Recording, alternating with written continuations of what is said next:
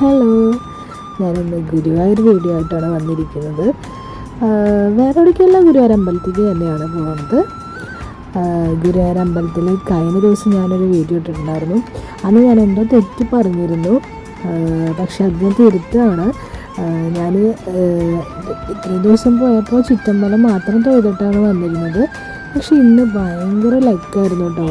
ഇന്ന് എനിക്ക് നന്നായി ഭഗവാനെ തൊഴാനൊക്കെ പറ്റി. ഉള്ളമ്പലത്തിലൊക്കെ കയറി തൊഴുത് കുറേ നേരം അവിടെ ഇരുന്ന് ഒരു സമാധാനമൊക്കെ കിട്ടിയിട്ടാണ് കേട്ടോ തിരിച്ചു പോകുന്നത്. ഞാൻ മനസ്സിലിങ്ങനെ വിഷമം കുന്നു കൂടുമ്പോഴല്ലേ നമുക്ക് അവിടേക്കൊന്ന് പോയാൽ മതി, ഒരാശ്വാസമാണ്.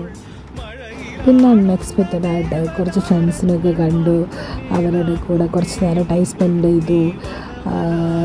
എന്നിട്ടാണ് കേട്ടോ തിരിച്ചു പോകുന്നത്. പതിവുള്ള തിരക്കൊന്നും ഉണ്ടായിരുന്നില്ല, കുറച്ച് തിരക്ക് കുറവായിരുന്നു.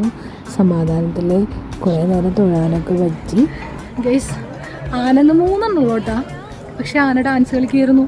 കുറച്ച് പേടിച്ചു, ഞാനൊന്നും ഓടി, എൻ്റെ ഓടിയില്ല. കുഴപ്പമില്ല കേട്ടോ, ഇന്ന് സൂപ്പറായിരുന്നു.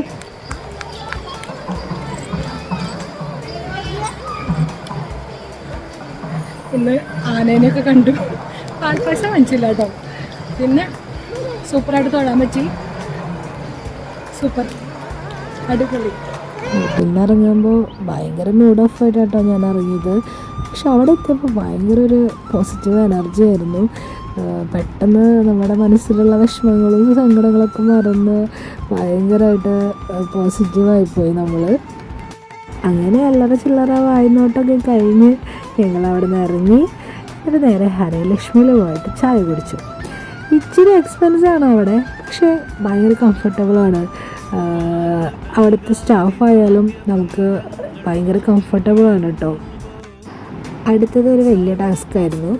ഞങ്ങൾ നേരെ ഹോസ്പിറ്റലിലേക്കാണ് പോയത്. അഞ്ജലിക്ക് ഒട്ടും വയ്യായിരുന്നു. ആളിങ്ങനെ ഓടിച്ചാടി നടക്കുന്നുണ്ടെന്നേ ഉള്ളൂ. ആൾക്ക് നല്ല പനിയും തൊണ്ടവേദനയൊക്കെ ആയിരുന്നു. ഹോസ്പിറ്റലിൽ എത്തിയപ്പോഴാണ് കേട്ടോ ഞങ്ങൾ പനിയുള്ളതൊക്കെ അറിഞ്ഞത്. അതുവരെ ഒരു ക്ഷീണമുണ്ട്, വയ്യ, അങ്ങനെയുള്ളൊരു മൈൻഡായിരുന്നു. അവിടെ എത്തിയപ്പോഴാണ് മൊത്തത്തിൽ വയ്യാന്ന് അറിഞ്ഞത്. അങ്ങനെ ചെറുതായിട്ടൊരു ഇഞ്ചക്ഷനൊക്കെ എടുത്തു അവിടെ നിന്ന്. പിന്നെ പുള്ളിക്കാരിക്ക് ഒരു ട്രിപ്പ് ഉണ്ട്.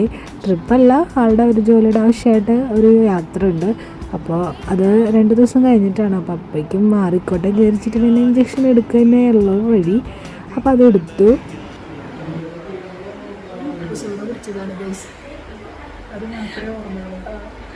പ്രേരിപ്പിക്കുമ്പോൾ കുടിക്കാൻ പാടില്ല, അതാണ് വേണ്ടത്. ഇത് ഓക്കെ എന്ന് പറയണം, പോരട്ടെ എന്ന് പറയുമ്പോൾ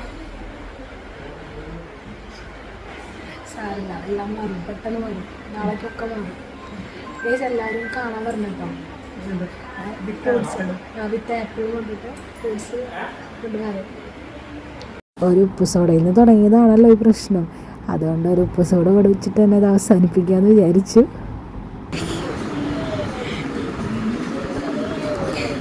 ഉപ്പുസോട